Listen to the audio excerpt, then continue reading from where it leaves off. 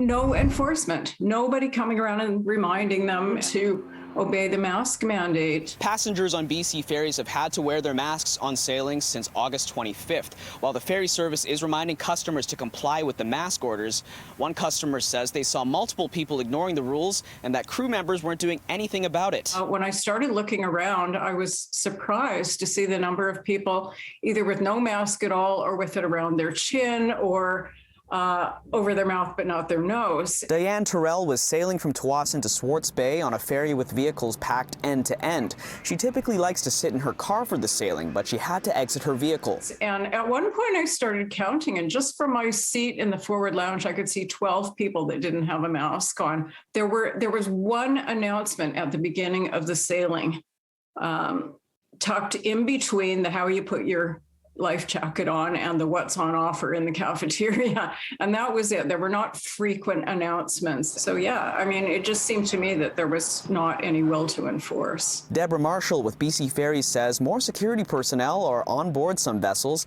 and those who fail to comply could be banned from traveling on ferries. Well, we have had some reports of customers who are causing disturbances because they're refusing to wear masks. And we have added extra security on our vessels where available to assist our employees with dealing with such customers. I think you have to keep in mind that BC Ferries is not an enforcement agency, and if it's necessary to call the police, we certainly do that. But Marshall did not say if there were any discussions to put police officers on vessels or what would be done in an escalated situation besides bringing it to the attention of senior staff on board.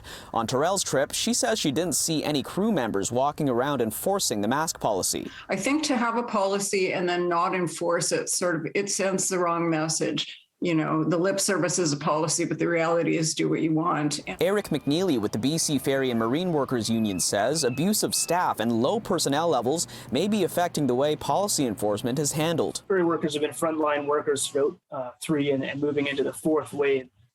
And they've continued to face quite a bit of abuse. Also compounding that, I would say, would be staffing levels, or probably the lowest staffing levels they've ever had within the fleet. And so I understand that the staff don't want to get involved in it, but they need to do something besides turn a blind eye, which is what they're doing now. In West Vancouver, Kier Junos, City News.